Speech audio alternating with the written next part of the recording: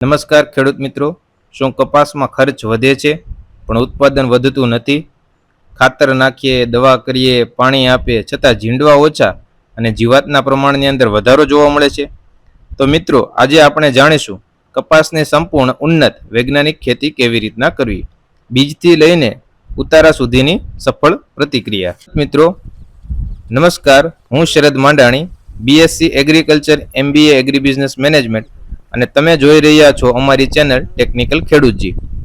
અહીં અમે આપીએ છીએ ખેતીની સાચી વૈજ્ઞાનિક અને પ્રેક્ટિકલ માહિતી.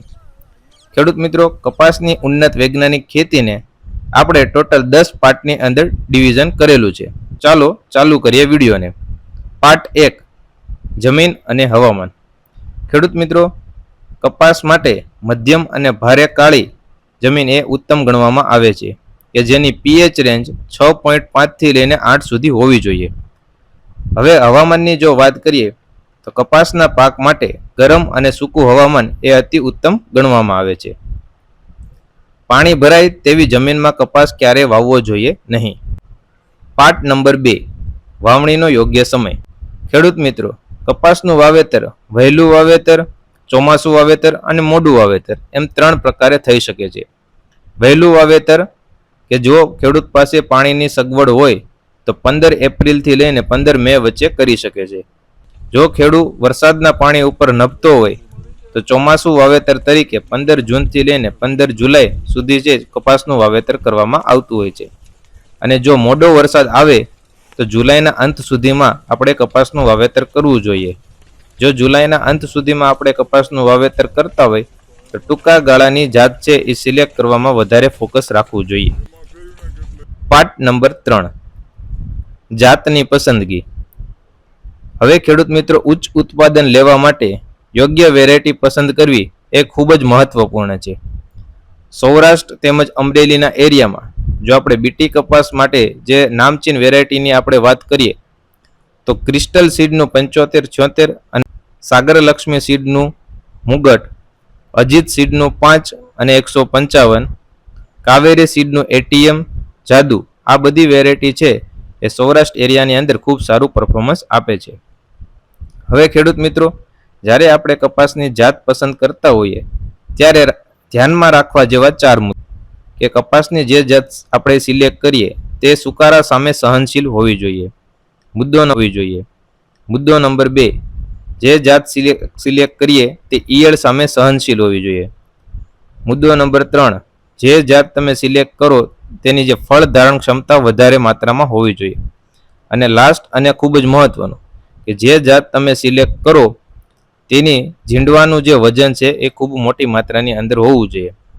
ખેડૂત મિત્રો, વિસ્તાર મુજબ જે વેરાયટીનું પરફોર્મન્સ બદલાતું હોય છે તો તમારે તમારા વિસ્તાર પ્રમાણે અનુકૂળ જાતની વેરાયટી એ પસંદ કરવી જોઈએ. ત્યારબાદ પાર્ટ નંબર 4, બીજ દર અને અંતર. ખેડૂત મિત્રો, કપાસનું વાવેતર કરતી વખતે જે બીજ દર છે 700 થી લઈને 900 ગ્રામ પ્રતિ એકર વપરાશ કરવો જોઈએ. હવે ખેડૂત મિત્રો, જો આપણે અંતરની વાત કરીએ તો લાઇન ટુ લાઇનનું અંતર એટલે કે દૂરી 4 ફૂટ થી લઈને છોડની દૂરી 1.5 થી લઈને 2 ફૂટ રાખવી જોઈએ. જો આ મુજબ જો આપણે વાવેતર કરવામાં આવે તો હવા પ્રસાર થાય, સૂર્યપ્રકાશ પ્રોપર માત્રાની અંદર મળે અને વધુ ઝીંડવા બેસી શકે છે. ત્યારબાદ પાર્ટ નંબર 5, બીજની સારવાર, જે ખૂબ જ મહત્વનો પાર્ટ છે. અત્યારના આધુનિક ટાઈમની અંદર આવતા જે બધા બિયારણ છે એ બધા બિયારણની અંદર જે બીજ સારવાર પહેલેથી જ થતી આવતી હોય છે. હવે જો વધારામાં જો આપણે બીજ સારવારમાં જો જોઈએ તો ટ્રાઇકોડર્મા, PSB, માઇકોરાઇઝા અને ફંજીસાઇડ જેવા ટ્રીટમેન્ટ આપણે બીજ સારવારની અંદર વપરાશ કરી શકીએ છીએ. બીજ સારવાર આપવાથી જળ વિકાસ સારો થાય છે, ફૂગ સામે રક્ષણ મળે છે અને અંકુરણ જલ્દીથી થઈ શકે છે. કહી શકાય એવો પાર્ટ નંબર 6, ખાતરનું વ્યવસ્થાપન. હવે ખેડૂત મિત્રો, જુનાગઢ એગ્રીકલ્ચર યુનિવર્સિટીની ભલામણ મુજબ હેક્ટર પ્રમાણે જો હું તમને ડેટા આપું ખાતરના તો નાઇટ્રોજન 240 કિલો, ફોસ્ફરસ 120 કિલો અને પોટાશ 60 કિલોની ભલામણ જુનાગઢ એગ્રીકલ્ચર યુનિવર્સિટી કરે છે. હવે જે આ ભલામણ છે તેને જો આપણે ખાતરની અંદર રૂપાંતર કરીએ તો યુરિયા 520 કિલો, DAP 260 કિલો અને મ્યુરેટ ઓફ પોટાશ 100 કિલો પ્રતિ હેક્ટર આપણે ખાતરની જરૂર પડે છે. ખેડૂત મિત્રો, હવે જ્યારે આપણે જે કપાસનું વાવેતર કરીએ ત્યારે મેગ્નેશિયમ સલ્ફેટ, બોરોન 19-19, 052-34 અને કેલ્શિયમ અને બોરોનનો જો સ્પ્રે કરીએ તો ખૂબ સારું ઉત્પાદન આપણે મેળવી શકીએ છીએ. ત્યારબાદ પાર્ટ નંબર 7 એ છે પાણીનું વ્યવસ્થાપન.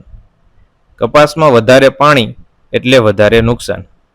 ખેડૂત મિત્રો, કપાસમાં 3 સ્ટેજ એવા છે કે જ્યારે કપાસને પાણીની ખૂબ જરૂર હોય છે. સ્ટેજ 1 સ્ક્વેરિંગ, સ્ટેજ 2 ફૂલ અવસ્થા અને સ્ટેજ 3 ઝીંડવાનો વિકાસ. આ સમયે જો પ્રોપર પાણી આપવામાં આવે તો સારું એવું ઉત્પાદન લઈ શકાય છે. નંબરનો પાર્ટ એનું નામ છે ટોપિંગ એટલે કે કાપણી, કે જે ખેડૂત માટે અતિ પ્રિય પાર્ટ છે. ખેડૂત મિત્રો, આ જે પાર્ટ છે 70 થી 80 દિવસનો જ્યારે કપાસ થાય ત્યારે આવતો હોય છે. છોડની ઉપરની જે ટોચ હોય એને તોડવામાં આવે છે, જેને કાપણી તરીકે આપણે ઓળખીએ છીએ. કાપણીના ઘણા બધા ફાયદા છે. કાપણી કરવાથી સાઈડ શાખા વધે છે, વધુ ઝીંડવા બેસે છે અને ઊંચાઈ છે એનું આપણે નિયંત્રણ કરી શકીએ છીએ. ત્યારબાદ પાર્ટ નંબર 9 મુખ્ય જીવાત અને રોગોનું નિયંત્રણ.